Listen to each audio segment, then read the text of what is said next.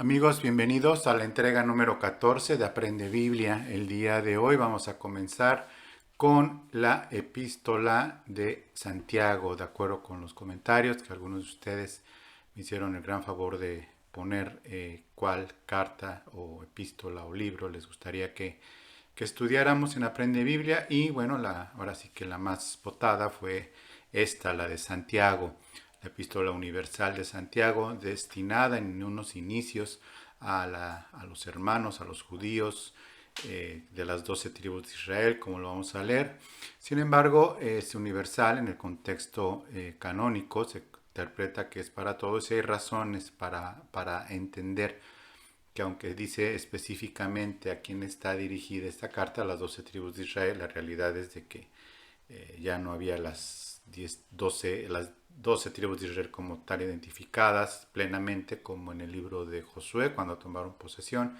Ya había habido dos deportaciones, ya estaba la persecución, se habían ido por muchos lados y demás. Esto y tiene un significado especial. Pero antes de entrar en detalles, como lo vamos a estudiar, hay que ver la universalidad de la carta, pero también varios aspectos como es el autor. Mucho se ha hablado acerca de esto, pero está más claro que el agua que no se refiere a Santiago, hijo de Zebedeo, hermano de Juan el apóstol, dado que él fue muerto en el año 44, antes incluso de que se escribiera esta carta. También se habla de Jacobo, otro Jacobo que aparece por ahí en Lucas, pero en realidad se está refiriendo a Jacobo, el hermano o medio hermano de Jesucristo, de nuestro Señor, que fue concebido por José y concebido por María y su esposo José, por eso se le llama medio hermano, porque finalmente salió del vientre de María, como lo salió nuestro Señor Jesucristo, que fue concebido por el Espíritu Santo, como lo podemos leer con claridad en los Evangelios, y es la columna precisamente de nuestra fe en el Señor. Bueno, este Jacobo fue columna de la iglesia, como le llamaban, fue también el que le mandó avisar Pedro, avísenle a Jacobo cuando tuvo que salir de huida, cuando fue liberado milagrosamente. Pedro, por encarcelado por los fariseos y que fue liberado milagrosamente, y le hace llegar Pedro esta información a la que era ya la cabeza de la iglesia. ¿En qué momento fue designado el hermano del Señor? ¿En qué momento fue puesto como cabeza? No lo sabemos, no lo tenemos registrado. Sabemos que tuvo un encuentro con Jesucristo, se le apareció a Jacobo, como dice el Evangelio, a este Santiago que escribe esta carta y que finalmente es el que llevaba la responsabilidad principal de la iglesia de Jerusalén. Esta carta fue escrita entre el año 45 y 50 después de Cristo. Lo interesante, por decirlo de esta forma, interesante en el sentido del orden de eventos, que ya tiene que ver con la carta y a quién va dirigida, que son detalles que no podemos pasar por alto. En la cronología de los tiempos vemos, bueno, por un lado que muere Jacobo Santiago, el hermano de Juan, en el año 44. La carta se considera que fue escrita después, entre el 45 y 50 después de Cristo, cuando en el 47 Ananías se convierte en el sumo sacerdote. Cuando esta carta fue escrita ya estaba la persecución total y completa por parte de Ananías. Ya había sido mucho tiempo antes el sacrificio de Esteban en el año 33, y que viene una hambruna muy grande en Judea, en todo Judea en el año 46 precisamente, y es cuando se junta una colecta por parte del viaje misionero de Pablo entre el 46 y 48 para la iglesia que estaba en Israel, en Judea precisamente, donde se está esta colecta. Y en el concilio de Jerusalén en el año 49 o 50, todavía estamos en el rango de cuando la carta fue escrita por este Santiago, columna de la iglesia. En el año 49-50 es cuando viene este concilio de Jerusalén, y que lo vamos a leer rápidamente, no todo evidentemente, para ubicarnos en el contexto de quién es Santiago, en qué momentos está y por qué momentos está pasando la iglesia a nivel general y la particularidad que le escribe a las 12 tribus de Israel a la diáspora, como dice el versículo 1 que vamos a leer en Santiago, para poderlo entender en su contexto completo. En el concilio de Jerusalén son llamados Pablo y Bernabé a Jerusalén, dice Hechos 15, entonces algunos que venían de Judea enseñaban a los hermanos, si no os circuncidáis conforme al rito de Moisés, no podéis ser salvos. Evidentemente está hablando a los cristianos recién convertidos no judíos, es decir, los llamados así por el Señor sin ser judíos, los gentiles, como se les conoce. Como Pablo y Bernabé tuviesen una discusión y contienda no pequeña con ellos, o sea que fue un agarrón, eh, se dispuso que subiesen Pablo y Bernabé a Jerusalén y algunos otros de ellos a los apóstoles y a los ancianos para tratar esta cuestión. Ellos pues, habiendo sido encaminados por la iglesia, pasaron por Fenicia y Samaria, contando la conversión de los gentiles y causaban gran gozo a todos los hermanos, y llegando a Jerusalén fueron recibidos por la iglesia y los apóstoles de Dios, que Dios y por los apóstoles y los ancianos, que refirieron todas las cosas que Dios había hecho por medio de ellos o con ellos. Pero algunos de la secta de los fariseos que habían creído se levantaron diciendo: es necesario circuncidarles y mandarles que guarden la ley de Moisés. Ya había descendido el Espíritu Santo en la casa de Cornelio. Recordemos que Pedro fue usado para que esto se diese, tal como lo platica Pedro precisamente, que sucedió. En esta conversión la podemos ver eh, cómo cae el Espíritu Santo sobre los gentiles en el capítulo 9 de Hechos, y es precisamente lo que Pedro en el capítulo 15 de Hechos comienza a decir. Se reunieron los apóstoles y los ancianos para conocer de este asunto, y después de mucha discusión Pedro se levanta y les dice: varones hermanos, y empieza a explicar todos estos versículos de lo que había acontecido con la casa de Cornelio, cómo había pasado esto y demás. Pedro levanta la voz. Sin embargo, en el versículo 19 dice, eh, perdón, empieza a hablar Pedro, Pablo y Bernabé empiezan a callar, y dice en el versículo 12 que Bernabé y Pablo contaban cuán grandes señales y maravillas había hecho Dios por medio entre los gentiles, y cuando callaron, versículo 13, dice: Jacobo respondió diciendo: varones hermanos, eh, oídme. Simón ha contado cómo Dios visitó por primera vez a los gentiles para tomar de ellos pueblo para su nombre, y con esto concuerdan las palabras de los profetas como está escrito.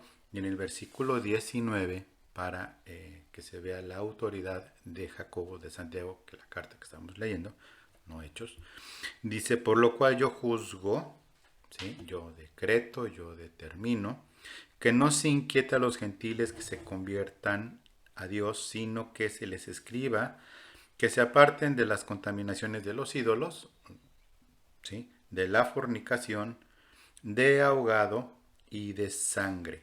¿Por qué de ahogado? A los animales, a las reses se les ahogaba como método para poderlas consumir y demás. Lo que pasa es que no salía la sangre de estos animales, por eso prohíbe lo de ahogado. Y de sangre, ¿sí? Por la sangre, porque la vida está en la sangre y Dios siempre aborrece eso.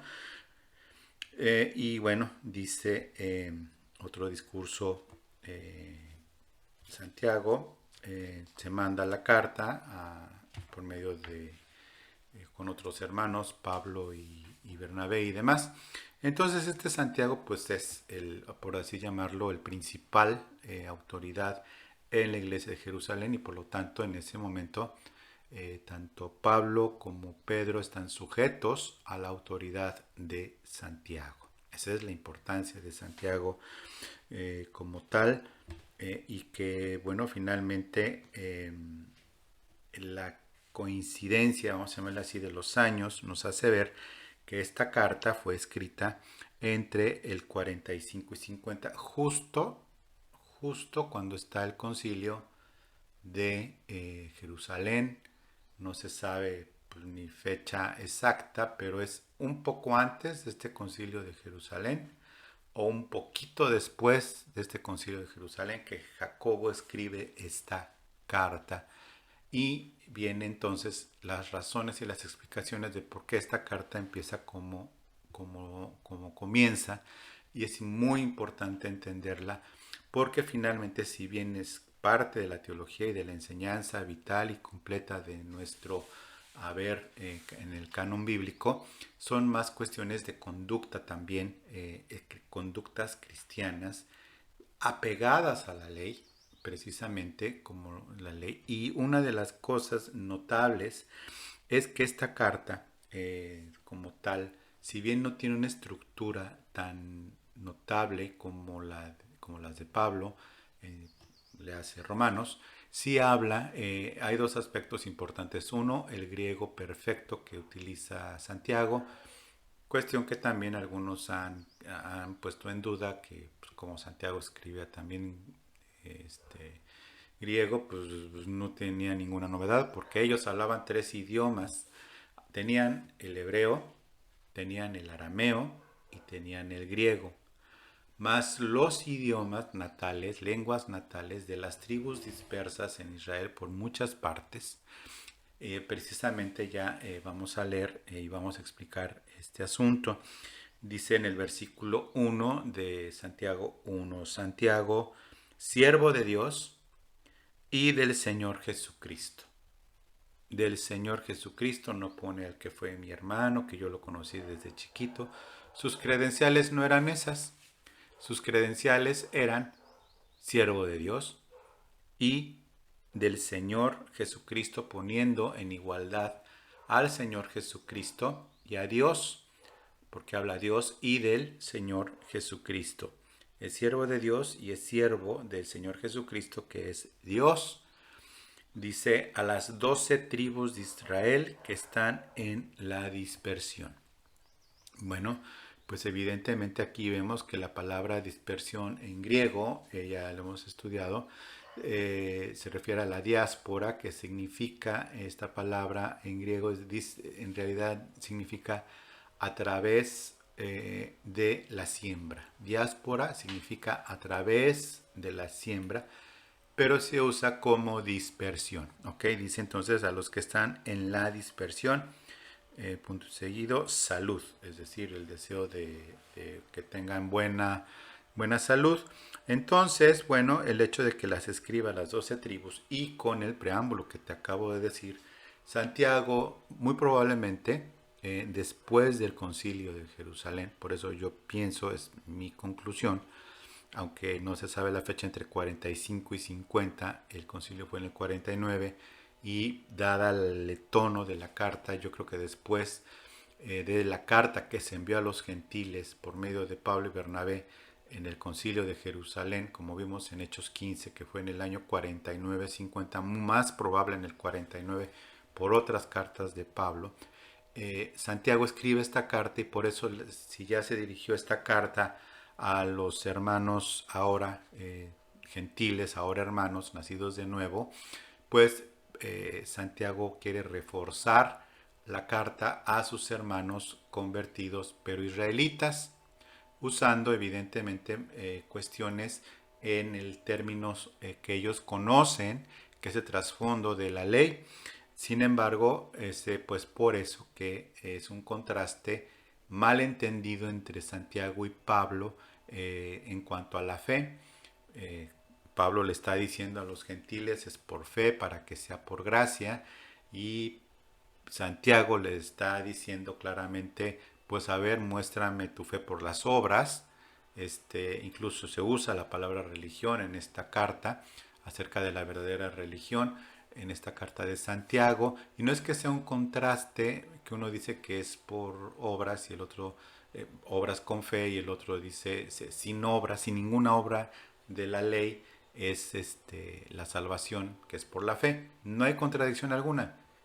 Pedro y Pablo están sujetos a Santiago, y Pedro y Pablo y Santiago están sujetos al Espíritu Santo.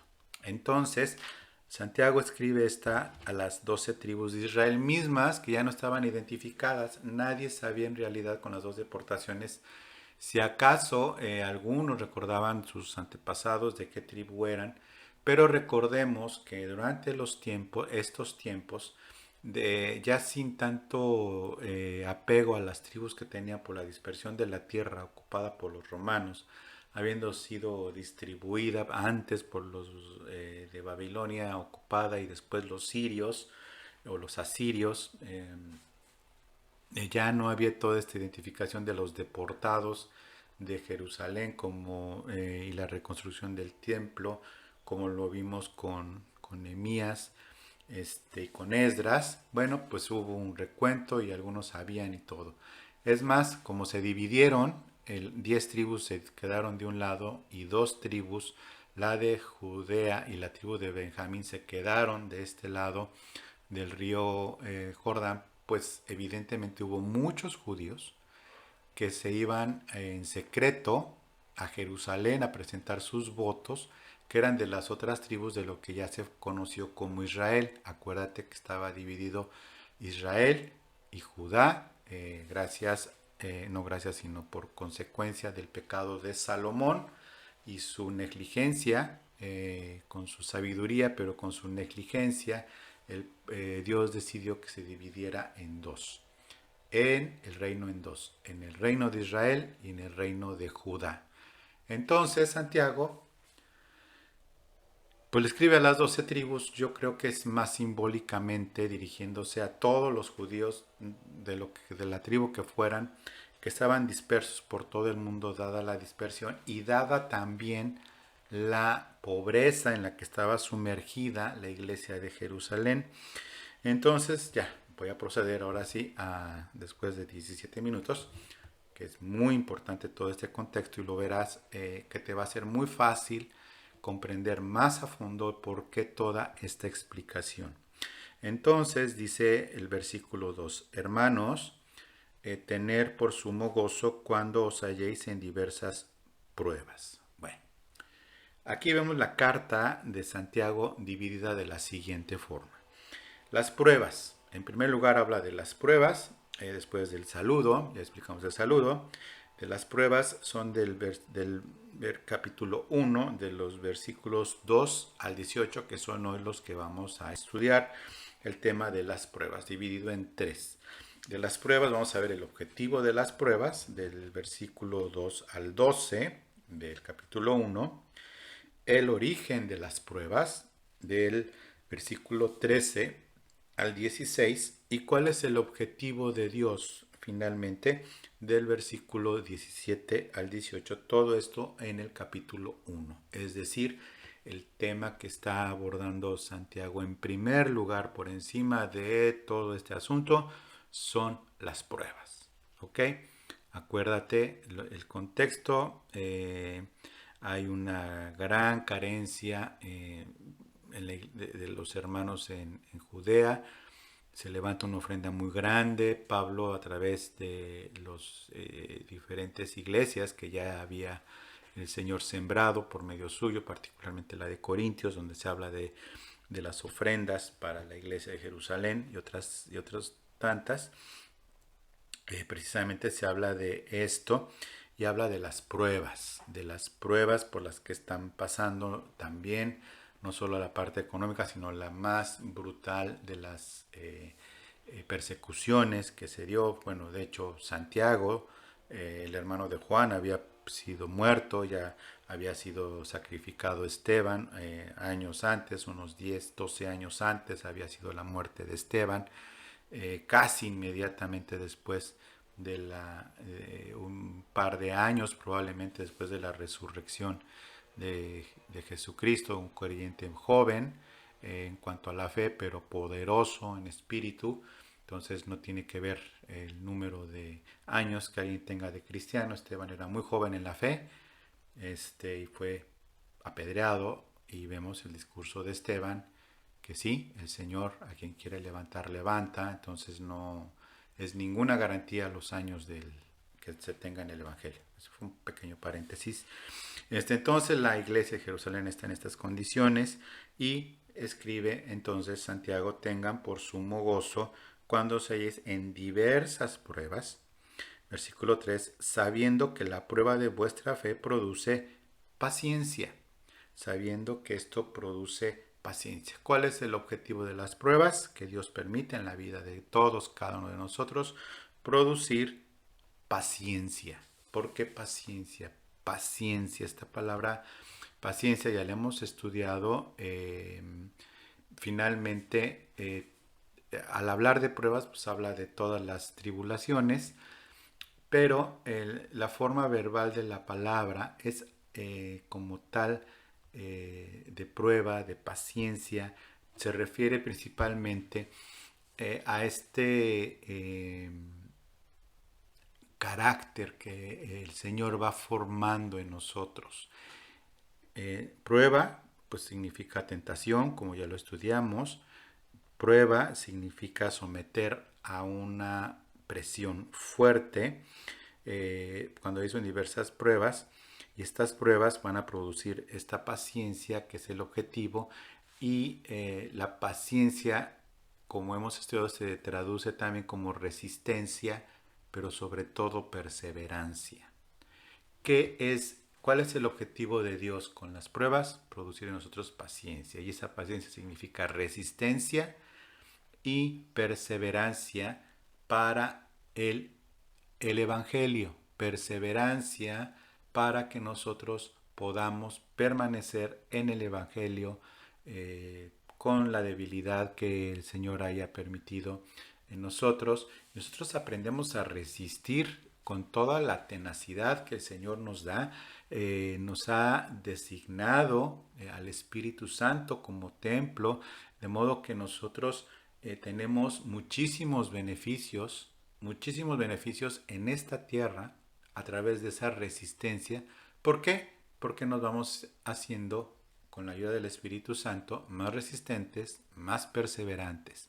En el verdadero cristiano, las pruebas que el Señor permite y que nos van debilitando, esa debilidad le abre puerta a la gracia. Le dice Pablo en 2 Corintios: bástate mi gracia, porque mi poder se perfecciona en la debilidad. ¿Cuál debilidad? En la debilidad que producen las pruebas.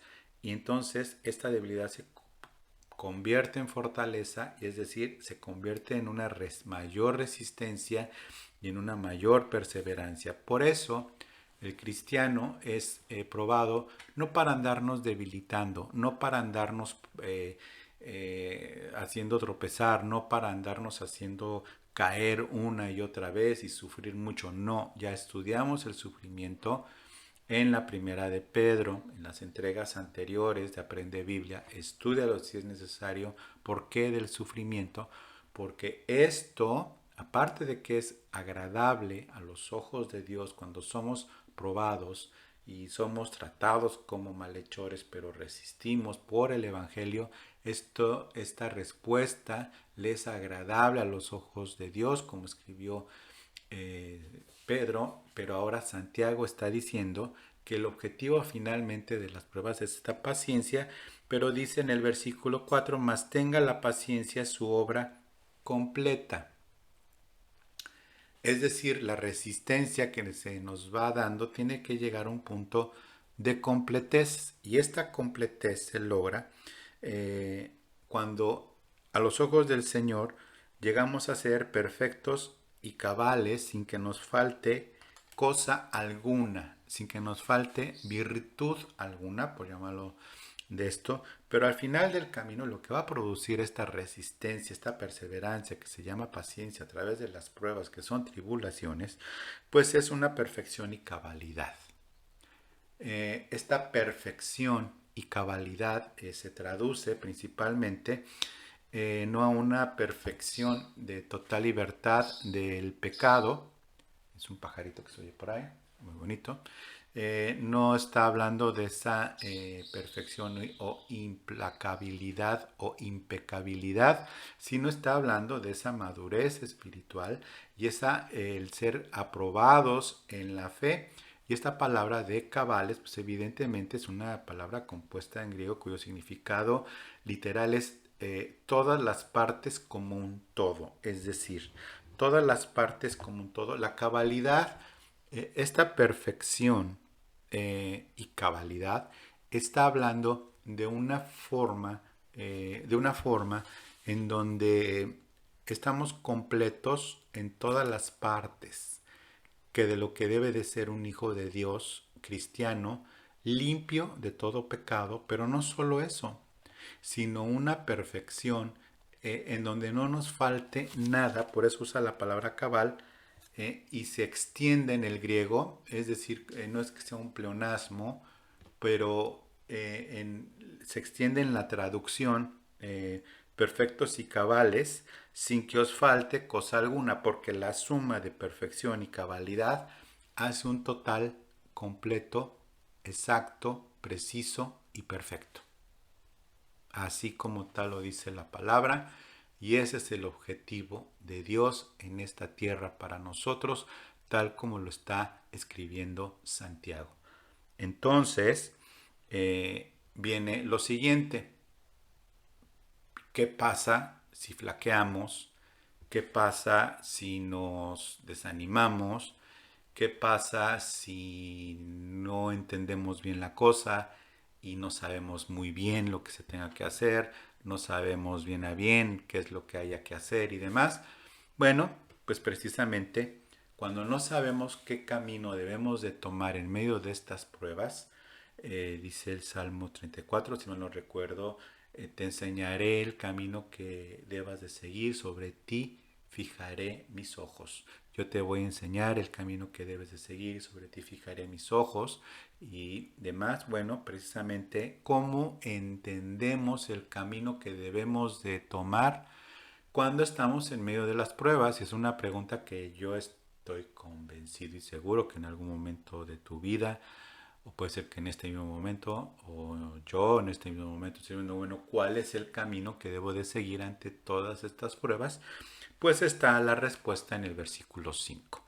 Dice, si alguno de vosotros tiene falta de sabiduría, ¿no?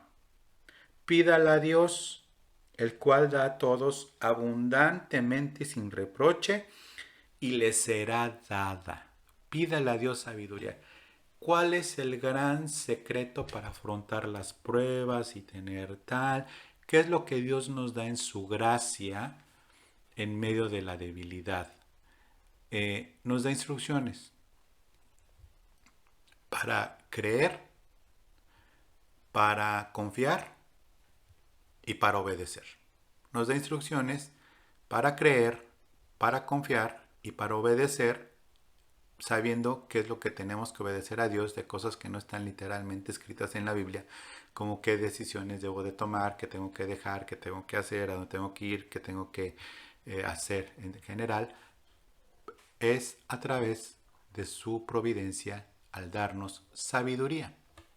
Esa sabiduría nos ayuda a escoger, a entender, a decidir cómo perseverar, cómo estar dispuestos y disponibles a Dios.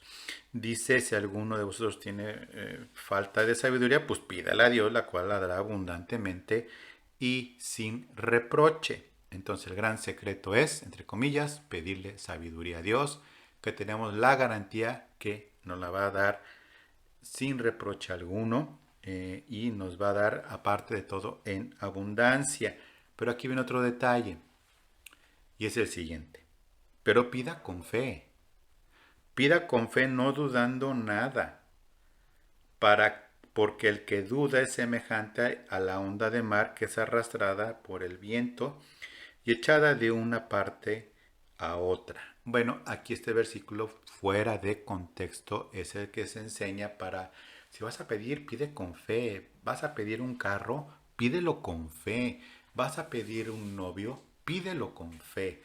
Vas a pedir no sé qué, que sea con fe y no dudes, porque el que duda no recibe nada del Señor. No, está hablando que pidas con fe sabiduría de Dios para las pruebas, no para los deleites en esta vida, sino para los para salir adelante y resistir y perseverar. Dice, pide con fe esa fe, esa sabiduría, perdón, no dudando nada, porque el que duda es semejante a una onda de mar que va para adelante y para atrás, para adelante y para atrás, sí, siempre no, siempre sí, siempre no, pero es que qué tal si no, y qué tal si sí, qué tal que Dios, y qué tal que yo, y el sospechosismo religioso, y el sospechosismo de que fulano está hablando, diciendo, poniendo, quitando y demás, bla, bla, bla, bla, bla, murmurando incluso de las autoridades que ha puesto Dios y demás.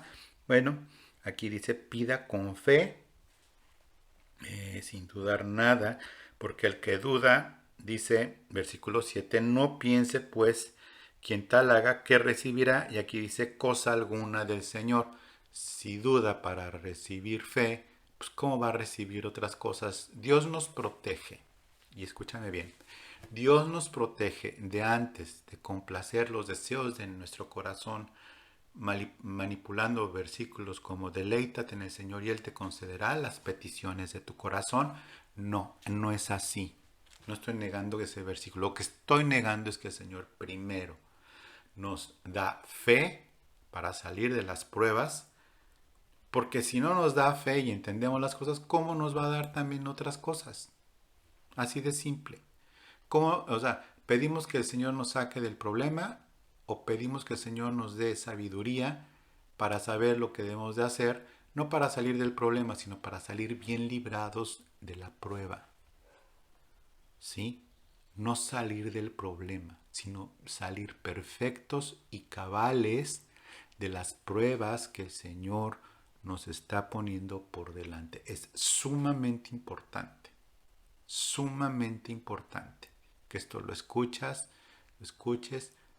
lo oigas y lo entiendas porque es palabra de Dios. No piense tal que recibirá cosa alguna del Señor. Versículo 8. El hombre de doble ánimo es inconstante en todos sus caminos. El hombre de doble ánimo es una traducción literal de la expresión griega que denota una división de la mente o el alma entre Dios y el mundo. Doble ánimo significa el que tiene un pie en el mundo y un pie en el Evangelio. Evidentemente, ese hombre de doble ánimo es un inconstante en todos los caminos de Dios. Esta descripción está pues de manera elegante, yo creo que, bueno, Santiago no tiene nada de elegancia, sino es muy directo, pues de hipocresía, ¿no? De hipocresía es que de esas personas que creen en Dios en ciertas ocasiones, pero deja de confiar en Dios cuando está en problemas. Ayer en un programa de análisis político y una expresión que me gustó, decía un analista político, decía, si no te gusta el calor, no te metas al horno, ¿no? O sea, si no quieres ser balconeado en una entrevista, pues no te metas a la entrevista, ¿no? O sea, haciendo referencia a una entrevista que un funcionario público que dio pena. Pero aquí el asunto es ese, o sea, si estos, pues como no les gusta el calorcito de la prueba, ¿verdad? Pues piden y piden mal, ¿sí? Piden y piden mal. Y entonces, pues evidentemente, aquí vemos que eh, estos hermanos de doble ánimo, que en realidad son, desde el punto de vista etimológico, hipócritas. Desde el punto de vista etimológico son hipócritas. Entonces, pues ese pues ya está claro que es inconstante en todos sus caminos y por eso hay personas que vamos de prueba en prueba y hay otras personas que van de error en error. ¿Por qué van de error en error? Porque son inconstantes en sus caminos y porque son hipócritas etimológicamente hablando. Es muy honroso para nosotros los hermanos, los creyentes, ir de prueba en prueba y de victoria en victoria. ¿Ok? De prueba en prueba y de victoria en Cristo Jesús. Pero los inconstantes, etimológicamente llamados hipócritas, van de error en error. Y por eso ves que pasan los que pasan, que van no de prueba en prueba, pero que en realidad van yendo de error tras error. Decisión equivocada, tras decisión equivocada, tras decisión equivocada, tras decisión equivocada, tras decisión equivocada. El cuento de nunca acabar con la vida de estas personas. Mujeres que no tienen cabeza, hombres que no tienen como cabeza a Cristo, o mujeres que no tienen como cabeza a Cristo tampoco, y mucho menos cabeza como varón, pues al ser inconstantes en todos sus caminos, pues evidentemente van de error en error, de error en error, y así seguirán, porque ya aquí cambia de sentido el discurso de Santiago de repente. Deja el tema de las pruebas hasta el versículo 13, pero lo que viene siendo el versículo 9, 10, 11, 9, 10 y 11, de repente mete el tema a continuación. Dice, el hermano que es de humilde condición, glorifíquese en su exaltación, pero el que es rico en su humillación, porque él pasará como la flor de la hierba. Porque cuando sale el sol con calor abrasador, la hierba se seca y su flor cae, y perece su hermosa apariencia. Así también se marchitará el rico en todas sus empresas. Bueno, pues obviamente cuando lees esto puedes levantar las cejas. A ver, estamos hablando de la prueba y de repente de los ricos. A ver, de los humilde condición y de la sabiduría y del inconstante. Bueno, así como te quedaste tú, bueno, pues así se quedó todo mundo, porque de repente saca esto Santiago. Bueno, pues el Espíritu Santo le sacó este tema a colación de repente. Ya te expliqué el contexto. Por la grande pobreza en la que está pasando, entonces está hablando de la sabiduría, está hablando del doble ánimo y está hablando, y ustedes ricos, acuérdense, y en el capítulo más adelante se va sobre los ricos de una manera brutal, porque el contexto es pobreza absoluta, hombres de doble ánimo que sí que no, y son generalmente, parece ser, los que tenían más recursos. Pareciera, en el contexto de la carta, que esto le salta a Santiago y lo escribe en este corto párrafo hablando de las pruebas, porque los más inconstantes en sus caminos pareciera ser, en este contexto, porque lo saca en este contexto, los ricos. Los ricos que andan de doble ánimo y de repente se echan para atrás cuando ya ven la persecución y decir, pues eso de dar dinero, pues no, o sea, pues no, no, ¿verdad? Somos hermanitos, pero bueno, yo tengo mi herencia, yo tengo tal, y pues no, no, no, no, no, ayudar a los pobres, no, no, para nada. Y es lo que no enfurece a Santiago, pero sí le llama la atención severamente, no porque sea ser pecado, no porque sea pecado ser rico, sino el pecado es ser de doble ánimo, ser inconstante en todos los caminos, etimológicamente hablando, hipócritas, no lo estoy diciendo yo, etimológicamente siendo hipócritas, y le salta y decir, de todas maneras, aparte de que no eres sabio e inconstante, eres avaro y eso se marchitará el rico en todas sus empresas. Y en el versículo 12 regresa de repente así, no, ya lo escribió, la soltó, Y bueno, en el versículo 12 viene bienaventurado el varón que soporta la tentación. ¿Cómo se hila esto con las riquezas? La tentación de no dar nada, la tentación de ser avaro, la tentación de estar con un pie para no quedar mal con Dios en el cristianismo y con otro pie en el mundo o en la carne o en la avaricia, en este caso, que está hablando de los ricos y demás. Por cierto, te invito a la predicación del siguiente domingo, si Dios nos presta vida, el domingo a las 11 de la mañana por el muro de Facebook de Renuevo de Amistad.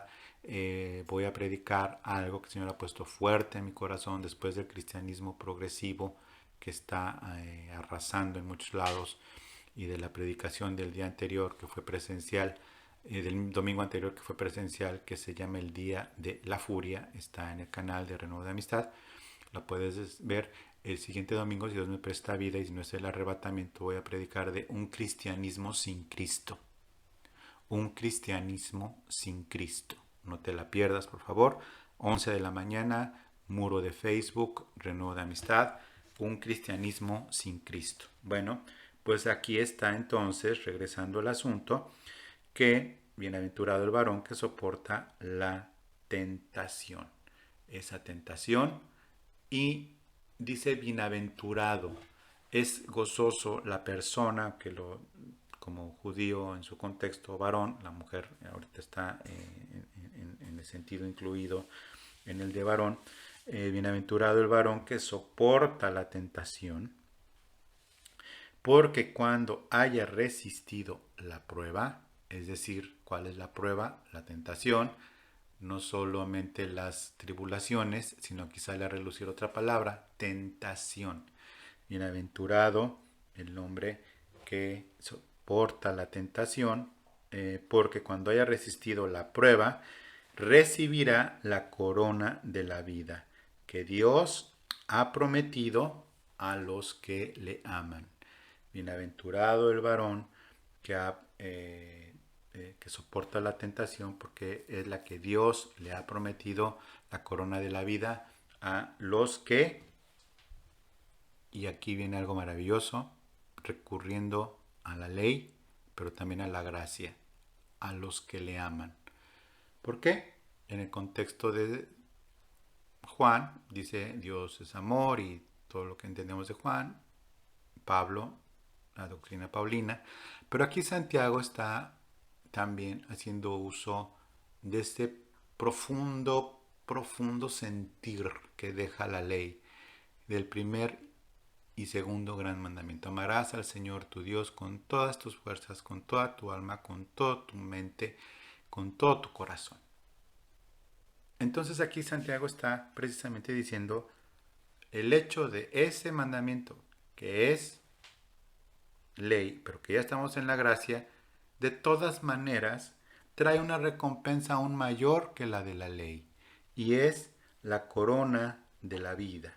La corona de la vida, porque ha resistido la prueba, recibirá la corona de la vida que Dios ha prometido a los que le aman.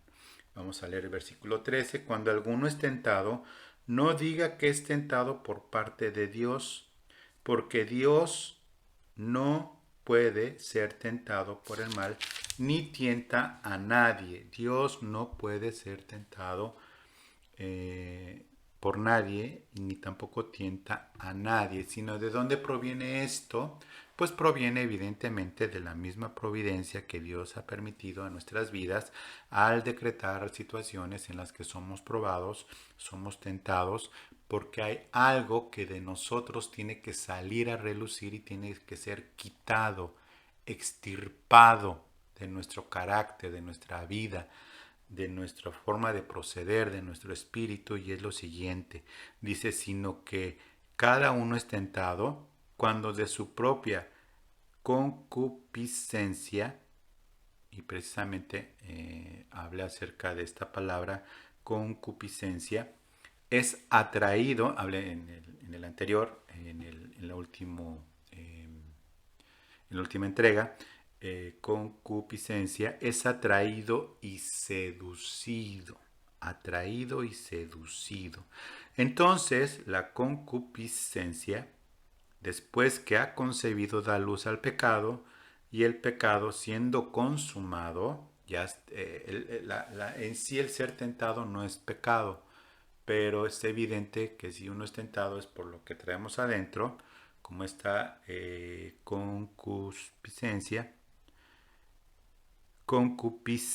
es que a veces como que dislexia, pero no, concupiscencia, siendo consumado da a luz a muerte, da a luz a la muerte, es decir, no una muerte siendo ya nacidos de Dios, sino que finalmente el pecado es muerte y por eso dice que si alguno hubiere pecado, abogado tenemos para con el Padre, Jesucristo el justo. Entonces, el objetivo de las pruebas, pues ya vimos cuál es el, el desarrollar paciencia, resistencia, que ya vimos, perseverancia. El origen de las pruebas es lo que hay dentro de nosotros, todavía que tiene que salir a relucir para hacernos más a la imagen de Cristo. Nadie es probado nomás porque sí, pero nadie es probado porque sí es muy bueno, ¿no? Nosotros vamos de prueba en prueba porque necesitamos ir de prueba en prueba y de victoria en victoria en Cristo Jesús. ¿Por qué? Porque cada vez Dios nos va haciendo más a la imagen de Cristo. A los inconstantes, es decir, los hipócritas, etimológicamente hablando, pues los lleva y van de fracaso en fracaso y de malas decisiones en malas decisiones, pero el origen de esto pues está en nosotros, en la naturaleza caída que aún tiene que seguir siendo trabajada por el Señor en nosotros. ¿Cuál es el objetivo de Dios? Bueno, finalmente eh, Dios lo que hace es que, vamos a leer versículo 17, toda buena dádiva y todo don perfecto desciende de lo alto, del Padre de las luces, que se refiere al universo, a las estrellas, en el cual no hay mudanza ni sombra de variación. Y es algo muy importante, que Dios no cambia, Dios no va a cambiar lo que ha predestinado. Dios no va a cambiar tu llamado y ni el mío. Dios no va a cambiar nuestro nuevo nacimiento y después ya no. Dios no va a cambiar. Dios no cambia. ¿Sí? Dios lo sabe todo. En Él no hay sombra de variación, es decir, no hay ni la más mínima sospecha de que Dios vaya a cambiar de parecer con respecto a ti o a mí. El objetivo entonces de Dios es Él, de su voluntad, nos hizo nacer por la palabra de verdad. ¿Sí? ¿Cuál fue la palabra de verdad? La palabra encarnada, que es Cristo y después con el Espíritu Santo. Y esta palabra de verdad, y es maravilloso que Santiago lo cite, porque no está citando la ley, no está citando la Torah, está citando a la palabra de verdad que está siendo revelada precisamente a ellos, los apóstoles, y traída a través de estos hombres por el Espíritu Santo todo lo que son las doctrinas de la gracia y haciéndonos entender que finalmente el Antiguo Testamento confirma el Nuevo Testamento y el Nuevo Testamento confirma al Antiguo Testamento ya hablando acerca de nuestro canon bíblico.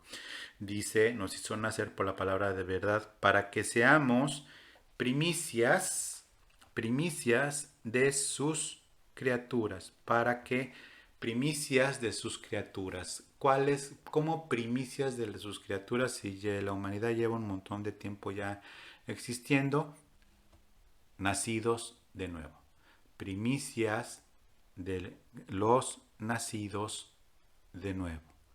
Es algo hermoso y es algo maravilloso. Bueno, con esto terminamos entonces el versículo 18. Continuaremos con el versículo 19 en la siguiente entrega de Aprende Biblia. Es muy importante entonces también que te suscribas al canal de Aprende Biblia, o si lo estás viendo por medio del canal de Renuevo de Amistad, suscríbete al canal, dale like a este video, en serio dale like, pero no le des like a este video. Dale like a través de este video a la palabra de Dios, no a mí, ¿sí? Es la gran diferencia entre un youtuber y un canal como este, que te piden que le des like a la persona o al video. Yo te estoy pidiendo que nos ayudes a través de este canal, a través de ese like, pero que se lo des a la palabra de Dios, no a mí, porque finalmente a los administradores de este medio, que es YouTube, que lo bendecimos, porque es para bien también, no solamente para cosas malas o carnales, sino también para bien, le des like a este video, te suscribas al canal y lo compartas con otros. Y una cosa muy importante también que me di cuenta es que puedes escribir comentarios. Para que veas mi falta de experiencia en esto, escribe comentarios de bendición para otros hermanos acerca de la palabra de Dios. Comenta la palabra de Dios, comenta tus experiencias, comenta lo que Dios está haciendo y comenta lo que has aprendido de Biblia, sabiendo que efectivamente lo más importante para nosotros y que siempre va a ser es que